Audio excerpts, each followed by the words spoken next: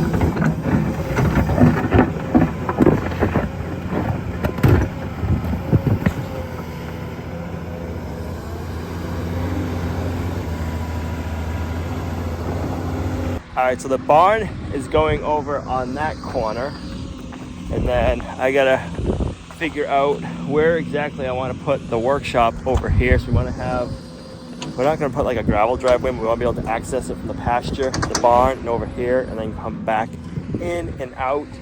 So the driveway will be right here. So I gotta figure out where we want to put the workshop now, and then the rest of this will either be parking lot over here for equipment, and then over by the barn we can make a barnyard so we can have like a run area.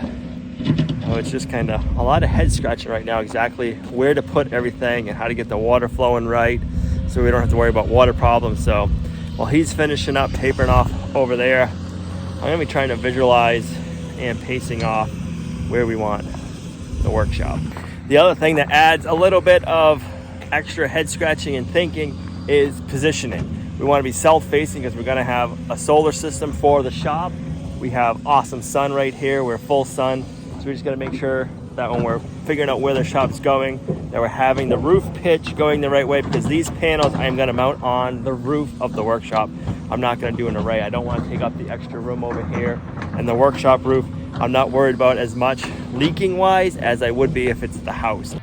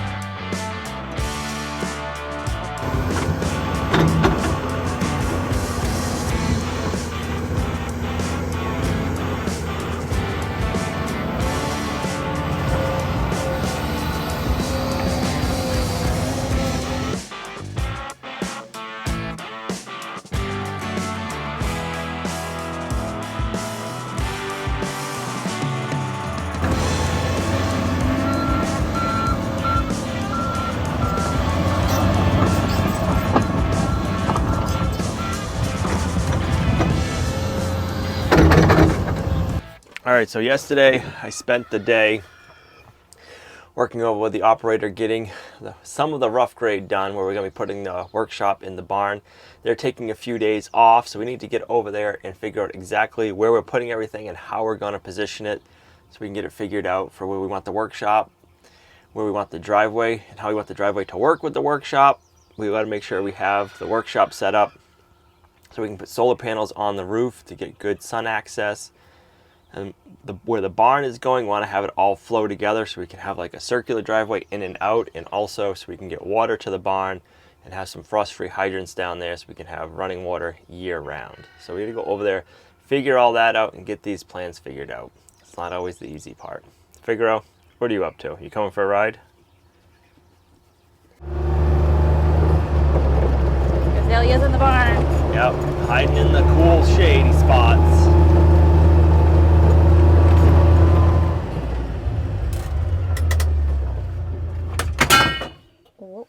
Well, we gotta stop and grab some grade stakes so we can mark everything off. And I think I got a hammer in here too.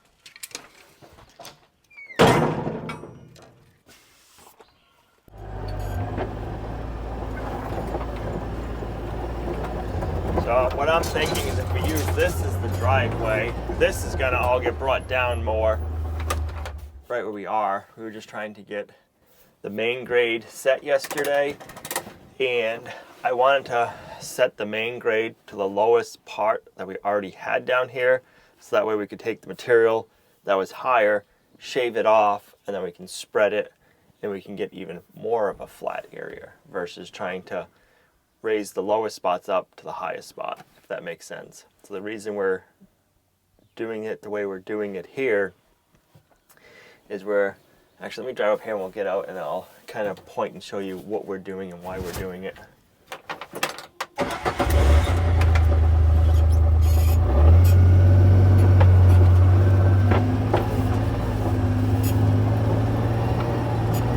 So this area that we're standing on, where you can see like the grayish tan colored dirt, it's mostly clay and like fill gravel, but that's all from this property. So the area, if you come over here where we are, was all at a slant. So instead of bringing in stuff to fill it, what I'm having him do is dig down and kind of like terrace it.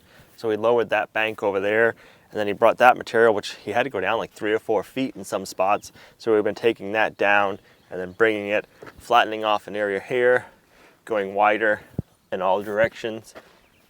So now when he comes back, we'll have all of this area also lowered down and brought out. But for now, we had him do the area where the buildings are gonna go, more or less, so that way we can be like, okay, this is definitely where they're going.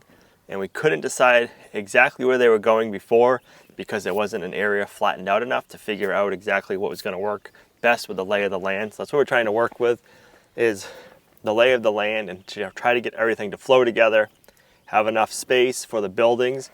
If we wanna add on to them in the future, we can add on to them in the future. We wanna be able to have the driveway come from over in that pasture up and out to behind where we just drove up in, and then have like a good parking pad area. It'd be nice someday to get a sawmill, and maybe over here we can maybe have a little sawmill shed or something like that. We'll have plenty of room to do stuff in this spot. In the barn, we got to figure out that layout. So let's get figuring out the workshop, and then we'll figure out the barn.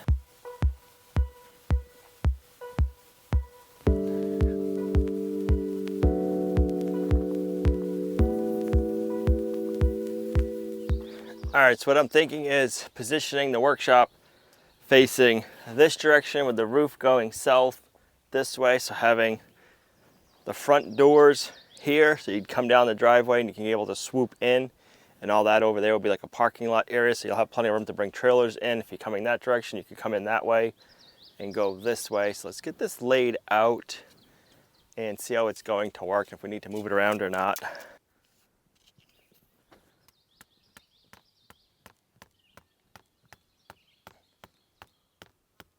Let's run it this way 40 feet.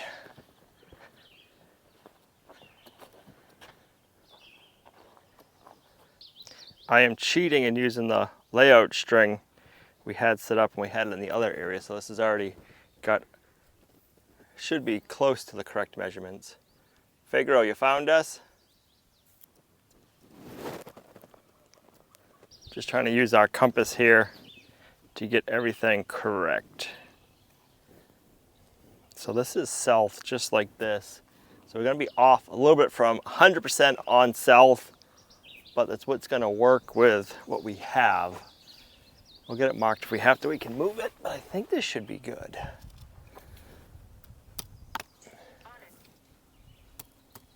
She's on it.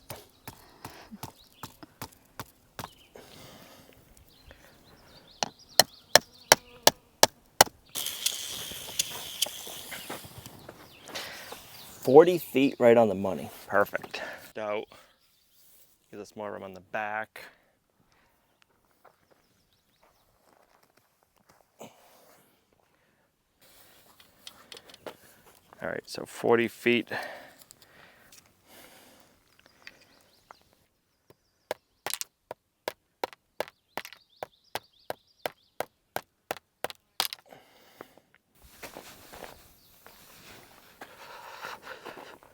All right, and this dirt pile will kind of be in the way again, but that'll be fine. We're just using the string so that way we can square it up and make sure the building layout is square, because if you had this cocked, you could cock this quite a bit. So when you're trying to figure out your grade, you want to make sure you're square to start with, so you're not like this when you want to be like this, if that makes sense.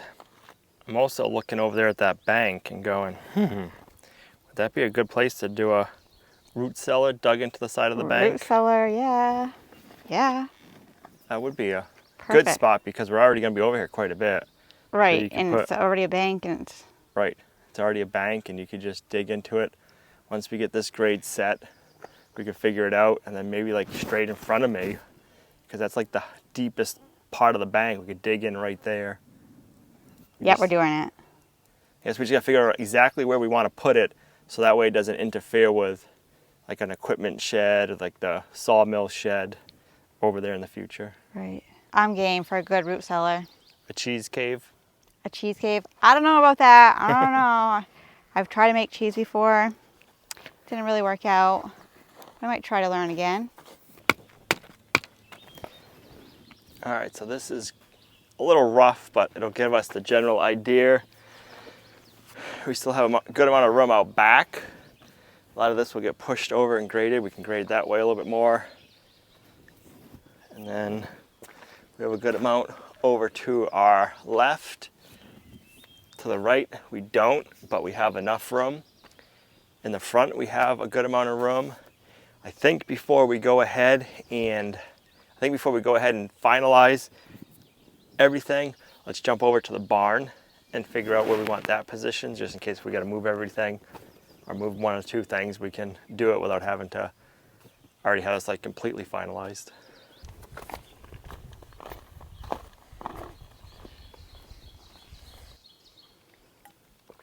All right, so the workshop is going to be 40 by 40. I know everybody's going to say that's not big enough. You're right, we could use probably like 100 by 100 workshop, but that's not in our budget. So it's going to go 40 by 40, and that'll be bigger than the workshop we had before. And it's going to be either 12 foot or 14 foot high walls. I haven't decided on the height of those yet, but we're going to make it so we can at least have a lift in the center. So if we need to have vehicles or trucks or equipment lifted up, we'll have the room. The barn, we were originally thinking 40 by 40, so it's 1,600 square feet. But we changed our minds and we're going to go 32 by 48. That's square footage wise, it's a little bit smaller, but it'll give us, going the 48 length, it'll give us more like pens and area to use, long ways to break up into manageable size, workable areas. So like a 16 by 16 pen will be good for pigs. 16 by 16 or 16 by 32 will be good for cows and sheep, depending on how many you have in the area. And then we'll be able to have some 16 by 16 pens or 16 by however big we need them for hay storage and for some different equipment storage and stuff like that. And then we'll most likely have a milking room in there for the winter time. So if we go 16 by 48, it'll give us more usable space and not just kind of bigger squares, if that makes sense. So we also want to be able to use the barn in the springtime to start our meat birds instead of having to have them up by the house. We want to have an area we can do the meat birds. We want to have a spot where we can raise the chickens in the wintertime, piglets in the springtime, and if we stop breeding pigs, we could keep the breeders in there in the wintertime, and then also using them to turn our compost from our deep bedding in the springtime. It'll be fairly close to the workshop because the workshop is going to be the powerhouse for the barn. So the workshop will be here. We can trench a line over to the barn. We can get lights over there, outlets to run what we need. We won't need a lot of power, but when we do need lights, we'll have it. We want to run heat lights for the baby chicks, or if we have any other babies and they need a heat light, say sometime, we'll be able to have that. So that's another reason why we want to do these things together. We are off grid here, so we want to keep all of our buildings somewhat close, but not too close, so that way we can run power from one to the other and not having too long of runs. And we can also get the water to the barn pretty quickly because the hydrant you guys see me using quite a bit, I put a T at the end of that and I went like 4 feet out and left the water line under there so we can dig that trench all the way over here and we'll put water at this barn. So let's get this figured out where we're gonna put it. We want the driveway to swoop down, go this way, and then connect back over. The barn, we at least want to be able to access 3 sides good. So this side will be able to access easily. The front we will be, that side we will be, and then this back side, if we can't access it like really good, that's fine because we're gonna have access all the way around. Like you'd be able to get in here like a truck or tractor easily, like all different swings. So as long as we can walk behind there and kind of get in there if you want to do like a skid steer or something. I don't see that needed, but I don't want to put it up against the bank. So let's get this marked and then we'll have to go back that way.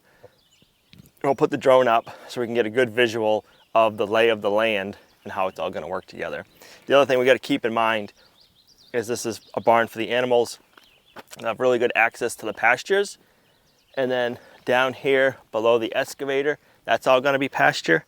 So we want to make it so that the barn has easy access or a run right from the barn to that area, because that'll probably be like our sacrifice pasture. So in the wintertime, let me rephrase that. We're going to need a sacrifice pasture. And when I say a sacrifice pasture, we're going to want a pasture area that the animals can go into in the winter and the spring.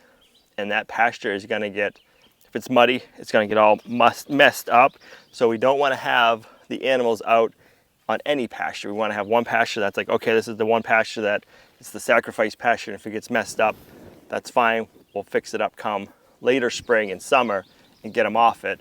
But we need to have a good area for them to run that's close to the barn so they're not stuck in the barn all winter, but then they can go back into the barn at night, or if we have a blizzard or really bad weather, say it's like 20 or 40 below zero, they can get out and then just kind of have access. So we got to figure out all of that at the same time. Whew, that was a mouthful, but there is a lot to figure out when you're trying to get everything to work together and have it work and flow easily. You got to plan ahead and just think about all these things. So let's get to it.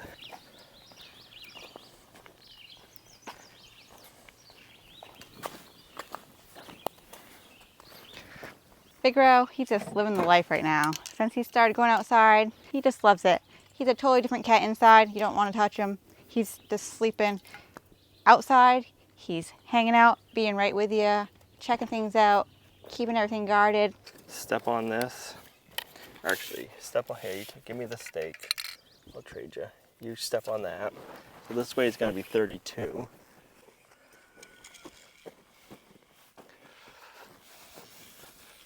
So right here is the front back corner, the back corner. So then 32 feet this way will be the other corner.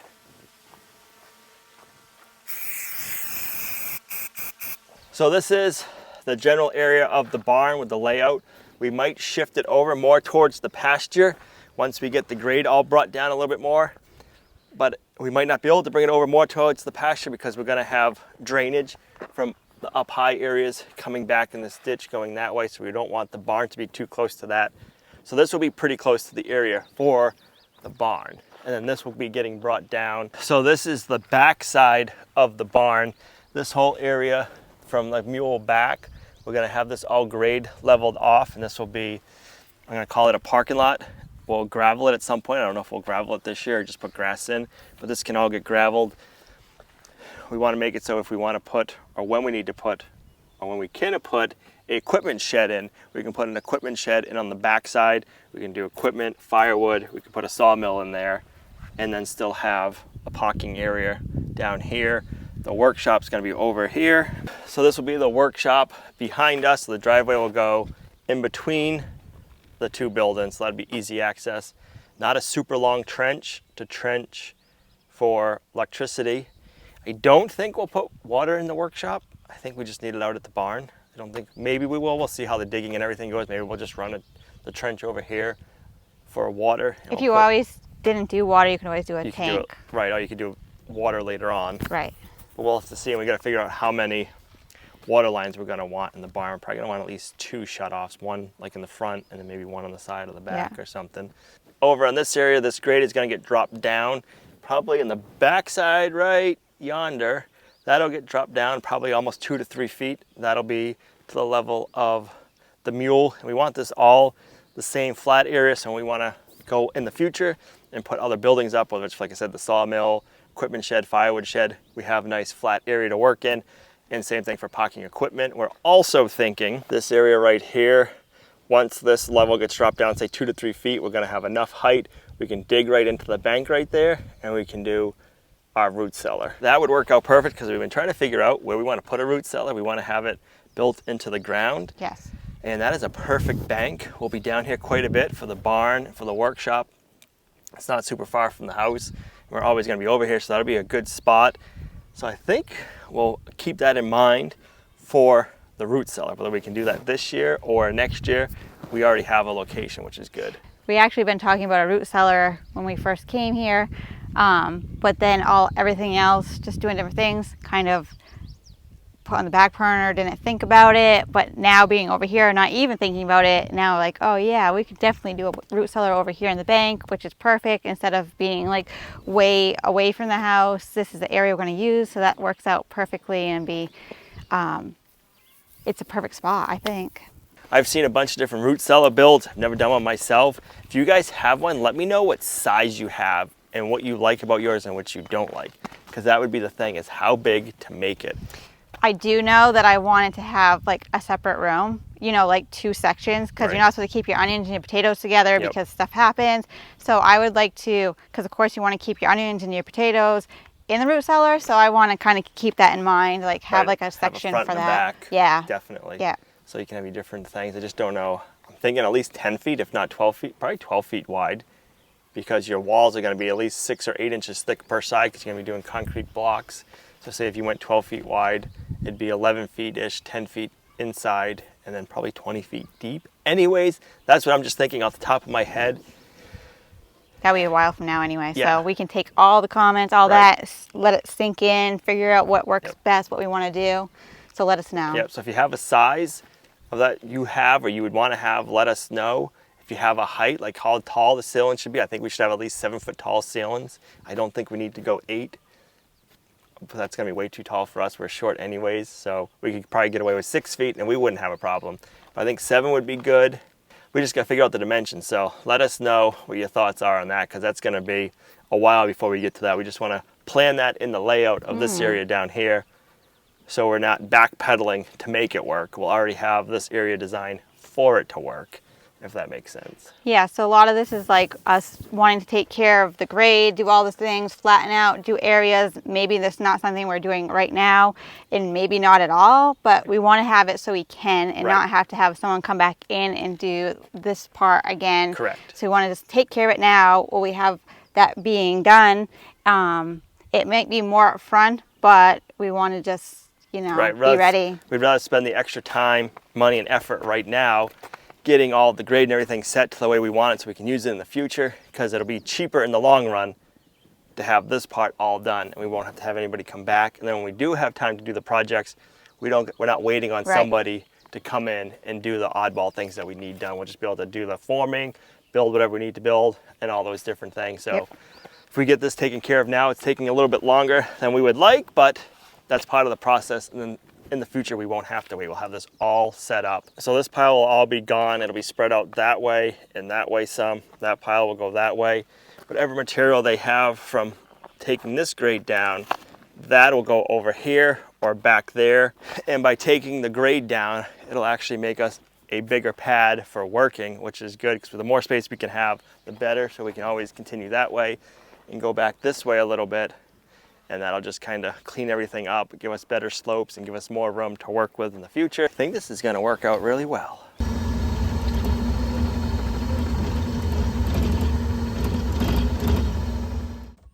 Gina wants to learn how to run an excavator so she can dig up around some of her big rocks and plant them to flowers. You ready for your lesson?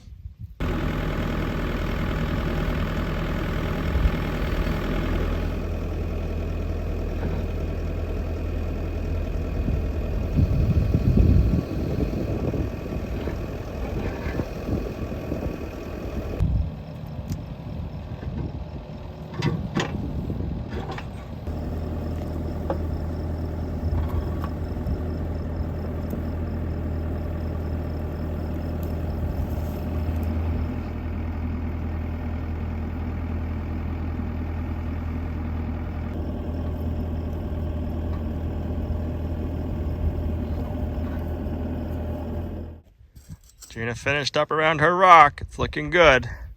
Now we just need a rain day so we can go pick up some plants at the nursery. A lot of rocks. You love rocks. I know. Not when they're in my way. Oh. That's all you keep talking about. It's rocks, rocks, rocks. Rocks, rocks, rocks, rocks. And well, now I you're got what I wanted. That's right. Looks good though. Thank you for helping me. Oh, aren't you guys so cute? We gotta get some hay out and give them some hay, lock them in this little pasture so that way we can extend their other pasture so tomorrow morning they can have some fresh new grass to go out on. So I picked up some new hay this afternoon at the feed store, and this is some fresh cut hay and it looks amazing. I gave a little bit to Azalea already and she loved it, so let's see how she does with this tonight. She's waiting for it. She's excited. She is. So some fresh cut locally, first cutting of grass, and it looks like second cut, and it smells nice and fresh. So this should give us some really good milk and cream. I'll feed you over here, girl. She knows. You want this or what?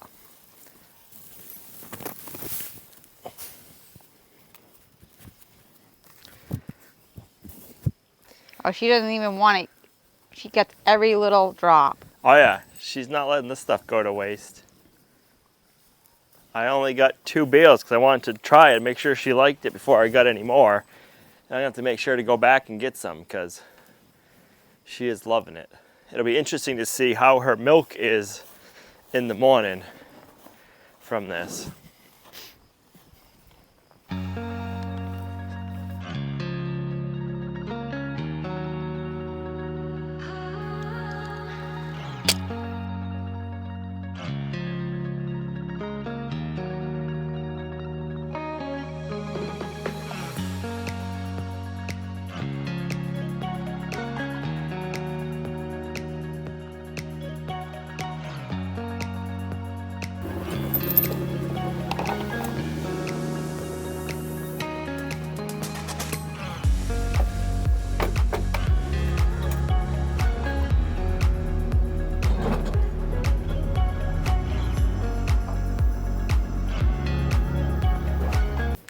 All right, I just wanted to pull it forward enough so we weren't in any manured spots. So tomorrow morning's milking, we'll have a nice fresh area to do that.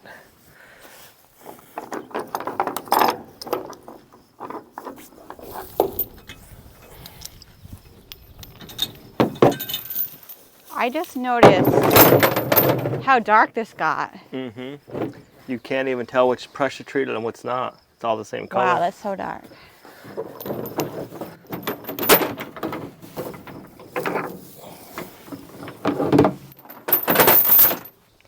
this is where we're gonna end the video. We got the pasture all set up and ready for Azalea and Cookie in the morning. So this is where we're gonna end the video. Thanks for coming along on our homesteading journey. You guys are a huge blessing to us in our homestead, and we'll see you right back here in the next video. Bye. Bye. Got some good food for you.